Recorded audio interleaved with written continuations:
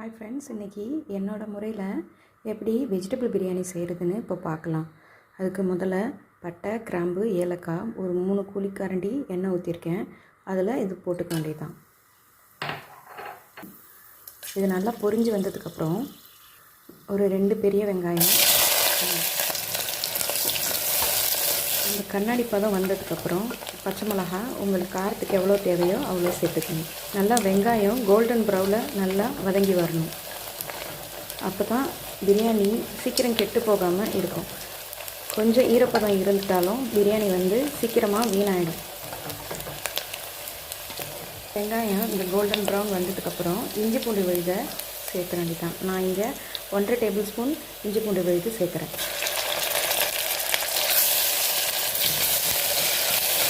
இஞ்சி பூண்டு நல்லா பச்சை வாசனை போகிற அளவுக்கு நல்லா வதக்கிக்கணும். இப்போ வெஜ் பிரியாணிக்கு தேவையான காய்கறிகள் சேர்த்துக்கலாம். பட்டாணி 1/2 cup, carrot 1 cup, beetroot 1 cup, beans 1/2 cup, உருளைக்கிழங்கு 1 கப். ஓரளவு லேசாக வதக்கி விட்டுட்டு இப்போது நம்ம மசாலாக்களை சேர்க்கலாம். இதில் மஞ்சள்தூள் 1/4 டீஸ்பூன், ஜீரகம் 1/2 டீஸ்பூன், மிளகுத்தூள் 1/2 டீஸ்பூன், பெருஞ்சீரகத்தூள் அதாவது சோம்புத்தூள் 1/2 டீஸ்பூன், தனியாத்தூள் 1/2 டீஸ்பூன், மிளகாய்த்தூள் உங்களுக்கு தேவைக்கேற்ப நான் இங்கே 1/2 டீஸ்பூன் தான் போட்டிருக்கேன். இந்த மசாலாக்கு பதிலாக நீங்கள் பிரியாணி மசாலாவும் சேர்த்துட்டு கொஞ்சம் மிளகாத்தூள் மட்டும் சேர்த்துட்டு நீங்கள் செய்யலாம். ஆனால் எனக்கு இந்த மாதிரி மெத்தடில் பண்ணுறது தான் பிடிக்கும். டேஸ்ட்டும் சூப்பராக இருக்கும்.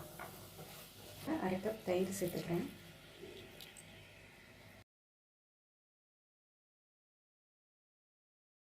கைப்பிடி அளவு புதினா, மல்லி 2 தலைகளையும் சேர்த்துக்க வேண்டியதுதான். இல்லை கடைசியாக எலுமிச்சை சாறு, சாப்பாட்டுக்கு தேவையான உப்பு, கடைசியாக தக்காளி நல்லா வதங்கணும்னு அவசியம் கிடையாது. நம்ம ரைஸ் வேக வைக்கும் போதே வெந்தால் போதும். கடைசியாக சேர்த்துக்கிட்டாலும் போதும். நான் 1.5 டம்ளர் அரிசி போட்டிருக்கேன். அதுக்கு நான் 3 டம்ளர் தண்ணி ஊற்றிக்கிறேன். இதில்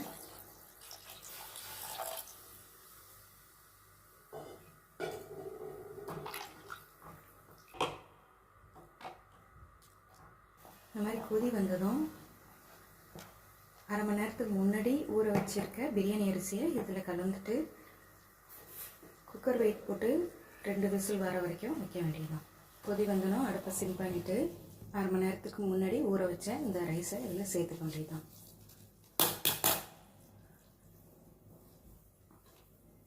நான் இதில் துளசி ரைஸ், பிரியாணி ரைஸ் இதில் சேர்த்துருக்கேன்.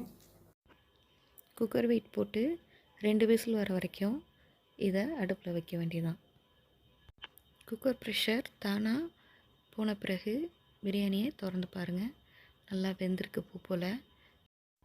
கடைசியாக இதில் கொஞ்சம் சாப்பாட்டு நெய் சேர்த்துட்டு கார்னிஷுக்காக வறுத்த முந்திரியும் அது கூட வறுத்த நல்லா ட்ரை ரோஸ்ட் பண்ண வெங்காயமும் மேலே கார்னிஷ் பண்ணிக்க வேண்டியதுதான். அவ்வளோதான், சுவையான வெஜிடபிள் பிரியாணி ரெடி.